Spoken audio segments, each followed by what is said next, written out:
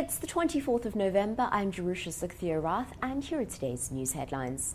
The case against Shrien Dewani may be dismissed today in the Western Cape High Court.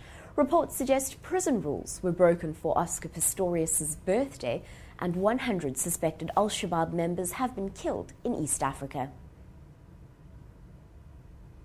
The Western Cape High Court will hear arguments today on an application for the discharge of British businessman Shrien Dewani, who is standing trial for conspiring to kill his wife.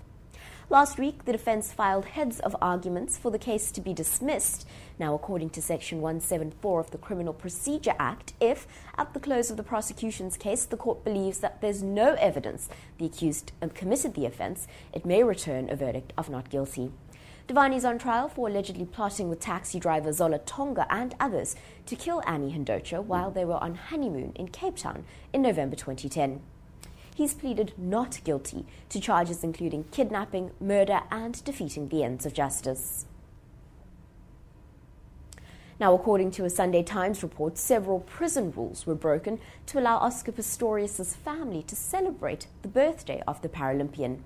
The Correctional Services Department has denied that Paralympian Oscar Pistorius was receiving special treatment at the Kgosi Mampuru prison in Pretoria, but said that the recent claims would be investigated.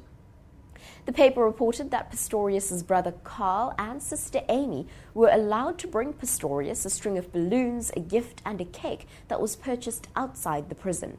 Now, according to the Department of Correctional Services rules for sentenced offenders, inmates are only allowed food bought in the prison tuck shop. The paper also claimed Pistorius was visited for nearly 2 hours, while departmental guidelines stipulate visits should not exceed an hour. Correctional Services spokesperson Logan Maestri denied this, but said that the allegations were regarded as serious and would be investigated. Kenyan security forces have killed more than 100 suspected members of the Islamic terrorist group Al-Shabaab. Deputy President William Ruto confirmed the suspected terrorists were pursued into Somalia after killing 28 people in a bus attack over the weekend.